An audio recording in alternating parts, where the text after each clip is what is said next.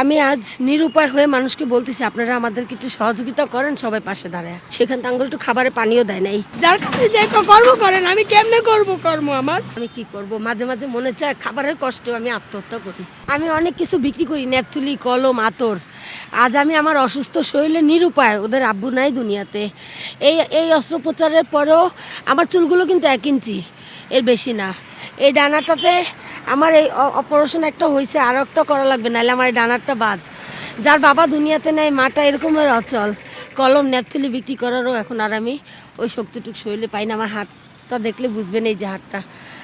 আর আমি এই অবস্থায় আমার খাওয়া, ওষুধ পানি, গড়বাড়া, কাপড়ে আজ আমি অনেক কষ্ট পাইতেছি। আমি আজ নিরুপায় হয়ে মানুষকে বলতেছি আপনারা আমাদেরকে একটু সহযোগিতা করেন, সবাই পাশে দাঁড়ায়।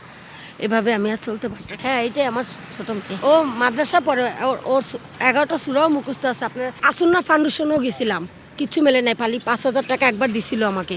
তারপরে আপনার মাননীয় প্রধানমন্ত্রী যে যখন একটু গ্যাঞ্জাম ছিল না এখানে, যে একটা যুদ্ধ হইলো যেটা, এই সময় তার আগেই গেছিলাম, ওই যে শেখ হাসিনা থাকতে।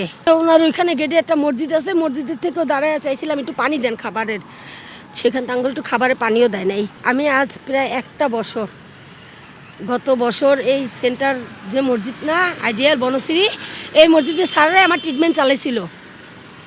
এই যে ন্যাশনাল যে একটা হার্ট ফাউন্ডেশন আছে না, ওইখান থেকে। এবার আপনারা বলেন আমি কোনো কর্ম করারও কি কোনো ক্ষমতায় ছিলাম? যেহেতু একে একে 3টা অপারেশন আমার হয়েছে, 2টা রিংও বসাই দিছে, আমি কিন্তু অন্য কোনো কাজ করার ক্ষমতায় নাই। যার কাছে যে কর্ম করেন, আমি কেমনে করব কর্ম? আমার করার ক্ষমতা নাই। এই দিকে 2টা ইনহেলার 1050 টাকা লাগে শ্বাসকষ্টে আর কফ উঠানের। না, ওর বাবা নাই, ওরা এতিম। আর 4টা বছর আমি আমার একাকিত জীবনযাপনে এতিম বাচ্চা কাচ্চা নিয়ে অনেক কষ্ট আছে। ঢাকার কোন জায়গায় থাকেন? মুগদা।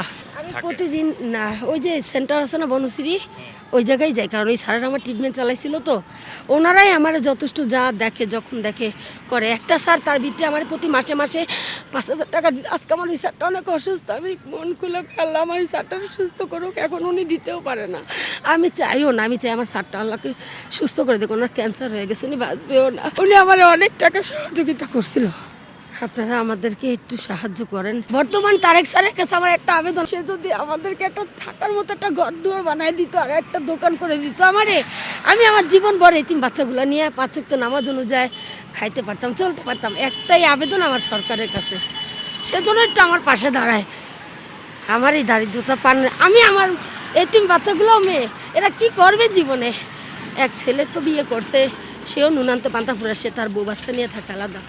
আমি আমার এই এতিম মেয়েটা আর একটা ছেলে যে অসুস্থ, এই নিয়ে পড়ে আসছিলাম দুনিয়া। 4টা বাচ্চার ভিতরে কেউই কর্মজীবী সক্ষমতা নাই।